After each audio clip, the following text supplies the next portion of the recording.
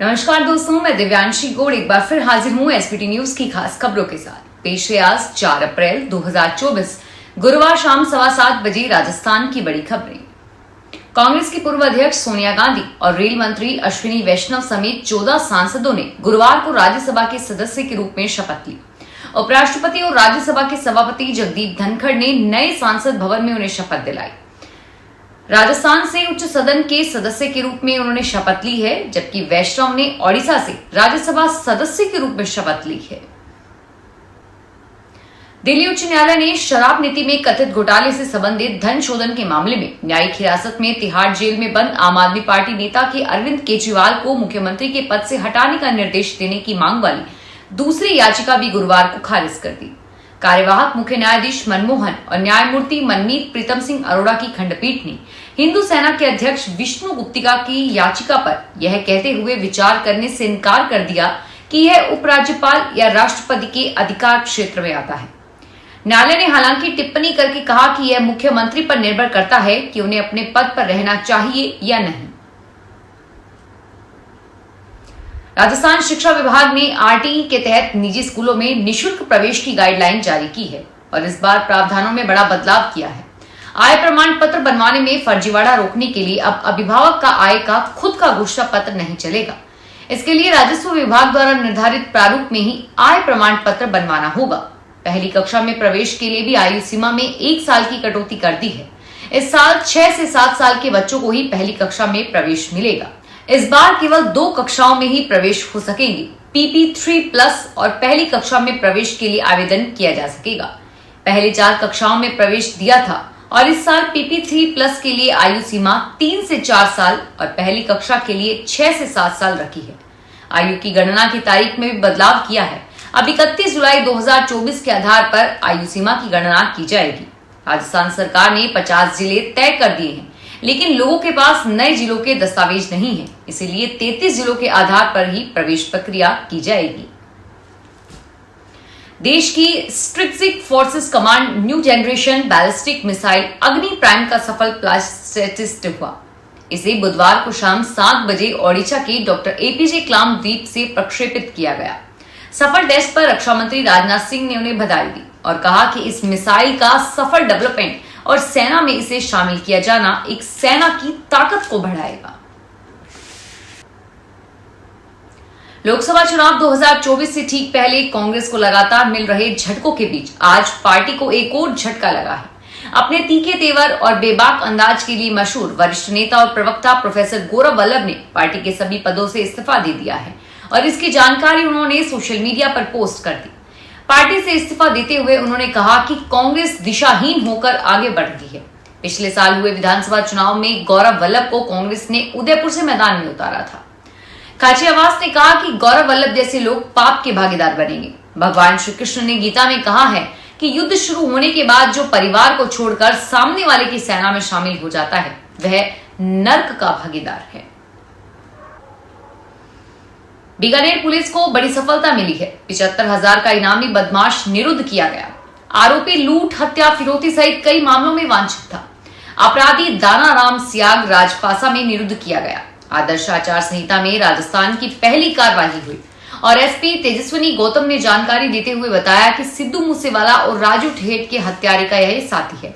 गत साल हरिओम रामावत को राजपासा में निरुद्ध किया था और उस वक्त हाईकोर्ट ने भी कार्रवाई पर सहमति दी थी। लोकसभा चुनाव को लेकर राजस्थान के दिग्गज नेता जोधपुर में जुटे हुए हैं। बीजेपी और कांग्रेस के प्रत्याशियों के नामांकन को लेकर एकजुटता का संदेश देने के लिए सभी नेता पहुंच रहे हैं और इसी बीच नेता प्रतिपक्ष टीकाराम जूली ने मीडिया से बातचीत करते हुए कहा कि राजस्थान में भारतीय जनता पार्टी से अच्छा प्रदर्शन कांग्रेस पार्टी करेगी और उनसे ज्यादा सीटें जीतेगी। अजमेर में पेट्रोल पंप मैनेजर की ओर से 17 लाख का गबन करने का मामला सामने आया है। संचालक ने जब जांच की तो इसका पता चला। आरोपी ने राशि जमा नहीं करवाई। अलवर गेट थाने में मामला दर्ज कराया है और पुलिस मामले की जांच में जुटी है। ओंकार नगर सिविल लाइन अजमेर निवासी सर्वेश पाल सहगल ने रिपोर्ट देकर बताया कि उनकी अजमेर फ्यूल्स मारुति वर्कशॉप के पास श्रीनगर रोड अजमेर पे एक फर्म है। फर्म के जरिए रिलायंस कंपनी के पेट्रोलियम उत्पाद का बेचान अपने कर्मचारियों के जरिए किया जाता है। फर्म पर कार्य करने के लिए इंद्रीश खान पुत्र मोहम्मद सिराना रोड, गांधीनगर, मदनगंज, किशनगढ़ 15 माह पूर्व से मैनेजर के पद पर नियुक्त था। पीएम नरेंद्र मोदी शुक्रवार को चूरू में विशाल जनसभा को संबोधित करेंगे और इसके तहत पूर्व नेता प्रतिपक्ष राजेंद्र सिंह राठौड़ ने गुरुवार को सभा स्थल पर पहुंचकर तैयारियों का जायजा लिया। राठौड़ ने सभा स्थल पर तैयारियों में जुटे पदाधिकारियों को भी दिशा निर्देश दिए और वहीं कार्यक्रम को लेकर पुलिस प्रशासन भी अलर्ट है। पूर्व नेता प्रतिपक्ष राठौड़ ने कहा कि पूरी दुनिया में भारत का नाम स्थापित करने वाले पीएम नरेंद्र मोदी दूसरी बार चूरू आ रहे हैं और इससे पहले सर्जिकल स्ट्राइक के समय मोदी चूरू आए थे। मोदी के चूरू आगमन को लेकर कार्यकर्ताओं में खासा उत्साह है। पीएम मोदी को सुनने के लिए चूरू लोकसभा से आमजन भी आएंगे। कांग्रेस ने बांसवाड़ा सीट पर उम्मीदवार को लेकर फैसला कर लिया है और वहां प्रत्याशी के रूप में कांग्रेस ने अर्जुन बामनिया का नाम फाइनल किया है। बामनिया का मुकाबला भाजपा की महेंद्रजीत सिंह मालविया और भारतीय आदिवासी पार्टी की राजकुमार रोत से होगा। 3 दमदार प्रत्याशियों की वजह से इस सीट पर भी मुकाबला त्रिकोणीय रहेगा। राजकीय महात्मा गांधी अंग्रेजी माध्यम विद्यालयों पर पुनः हिंदी में परिवर्तित किए जाने की तलवार लटक गई है, खासकर उन विद्यालयों पर जिनको पिछली सरकार ने चुनावी साल में कार्यकाल के बिल्कुल आखिरी में अंग्रेजी माध्यम में परिवर्तित किया था और इसकी शुरुआत भी शिक्षा विभाग ने कर दी है। पिछले महीने ही कोटा संभाग में करीब 1.5 दर्जन महात्मा गांधी स्कूलों को पुनः हिंदी में परिवर्तित कर दिया गया है। महत्वपूर्ण यह है कि माध्यमिक शिक्षा निर्देशालय प्रदेश के सभी सीडीईओ व डीईओ से महात्मा गांधी स्कूलों में उपलब्ध साधन संसाधन, अन्य सुविधाएं, छात्र शिक्षक संबंधित रिपोर्ट मांग चुका है। प्रत्येक जिले से यह रिपोर्ट निर्देशालय को भिजवाई भी जा चुकी है। राजस्थान में लोकसभा आम चुनाव 2024 के तहत प्रथम चरण के 12 लोकसभा क्षेत्रों के लिए 1,14,070 सेवादाताओं को इलेक्ट्रॉनिकल पोस्टल बैलेट जारी किए गए हैं।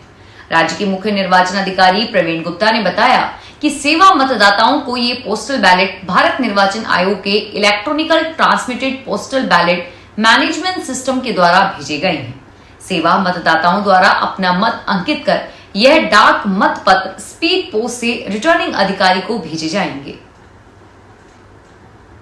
हनुमानगढ़ जिले में चोरी के पानी से खेती करने का मामला सामने आया है। इस संबंध में नोहर के नहरी पानी सुरक्षा और चोरी ब्यूरो ने 2 किसानों के खिलाफ मुकदमा दर्ज करा है। मुकदमा नहर रेगुलेशन में गश्त और कानून व्यवस्था ड्यूटी में तैनात थाने के हेड कांस्टेबल की ओर से दर्ज करवाया गया है। जानकारी के अनुसार हेड कांस्टेबल अजीत सिंह निवासी राजगढ़ जिला चूरू में मुकदमा दर्ज करा कि सिद्धमुख प्रणाली में 20 मार्च से 28 मार्च तक ग्रुप सी का पेयजल भंडारण के लिए रेगुलेशन प्रभावी था और आरडी की तरफ से 2 किसान नहर के पूर्व साइड में 3 पाइप डालकर अपने खेत में पानी लगा रहे थे। नाम पूछने पर इन्होंने प्रेम बिश्नोई और सतपाल बिश्नोई निवासी चौधरी वाला होना बताया है। लोकसभा चुनाव 2024 के तहत होम वोटिंग 5 अप्रैल से शुरू होगी और इसके लिए निर्वाचन विभाग ने सभी तैयारियां पूरी कर ली है। मतदान दलों को होम वोटिंग का प्रशिक्षण दिया जा चुका है।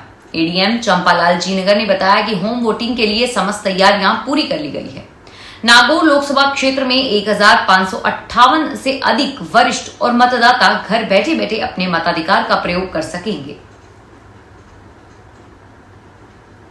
सऊदी अरब में जॉब के नाम पर लाखों रुपए की ठगी करने का मामला सामने आया है। एजेंट ने युवक को विदेश भेज दिया, लेकिन वहां पर कोई जॉब नहीं मिली और एजेंट अब पैसे लौटाने से मना कर रहा है। यह मामला सीकर के लक्ष्मणगढ़ थाना क्षेत्र का है। एजीएम कोर्ट लक्ष्मणगढ़ में दी शिकायत में राकेश कुमार निवासी लक्ष्मणगढ़ ने बताया कि अरब वर्ल्ड ट्रैवल्स कंपनी में काम करने वाले आरोपी बनवारी लाल व रामकरण एक दिन लक्ष्मणगढ़ बस स्टैंड पर राकेश कुमार से मिले। आरोपियों ने कस्बे में अरब वर्ल्ड ट्रैवल्स कंपनी के नाम से दुकान कर रखी है। आरोपी दुकान पर इमिग्रेशन का काम करते हैं और लोगों को झांसा देकर विदेश भेजने के नाम पर पैसे ऐंठते हैं। फिलहाल इस बुलेटिन में इतना ही और फिर हाजिर होंगे तमाम बड़ी खबरों के साथ। धन्यवाद।